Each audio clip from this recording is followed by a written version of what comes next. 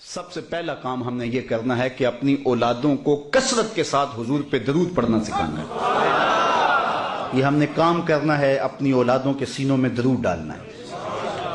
میں جانتا ہوں کہ ہم جب لوگ چھوٹے تھے تو اس وقت محافل نعت کا رنگ کیا ہوتا تھا.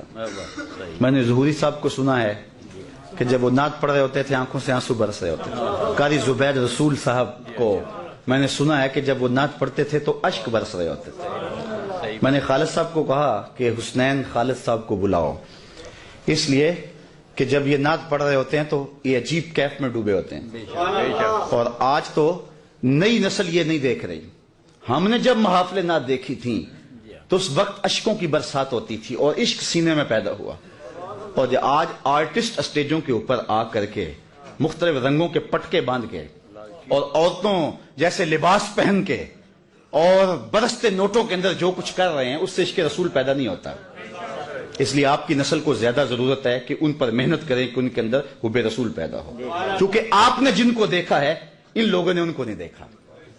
اس طرح جن علماء کو آپ نے سنا ہے، ہم نے سنا ہے، جب وہ بولتے ہوتے تھے لگتا تھا ان کی پشت پہ رسول اللہ کی تائید کا ہاتھ ہے. اور کیا آج اسٹیجوں کے اوپر ڈانس نہیں ہوتے؟ آج لطیفے نہیں سنائے جاتے؟ آج کیا رسول اللہ کے دین کا تماشا نہیں بن گیا؟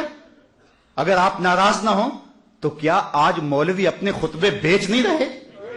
40 ہزار کی تقریریں بک رہی ہیں، لفظ بیچے جا رہے ہیں، خطبے بیچے جا رہے ہیں. تو یہ قوم، یہ نسل کیا سن رہی ہے؟ یہ تو بدل ہو رہی ہے دین سے. اس لیے ماں باپ نے سنبھالنا اس نسل کو.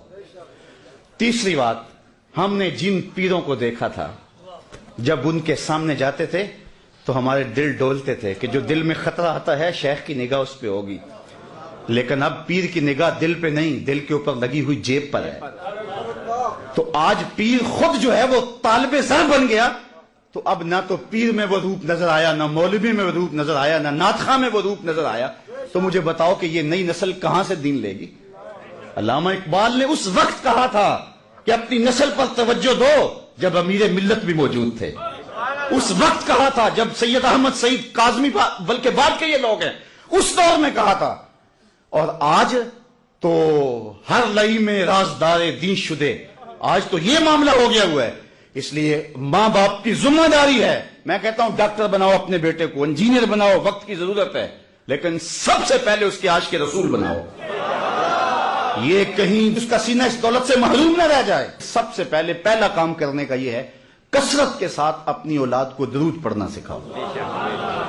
کسی نے اقبال سے خود پوچھا کہ تیرے لہجے میں یہ مٹھاس کہاں سے آ گئی، رس کہاں سے آ گئی؟ جو اہل نقد ہیں، یہاں شعراء بھی موجود ہوں گے، وہ غالب کو اقبال سے بڑا شاعر مانتے ہیں، لیکن جو عزت اقبال نے پائی وہ غالب کا مقدر نہیں بن سکا. تو کسی نے اقبال سے پوچھ لیا کہ تیرے شعروں میں یہ حسن کہاں سے آیا؟ تو اس نے کہا 1.25 کروڑ مرتبہ میں نے حضور پہ درود پڑھا ہے.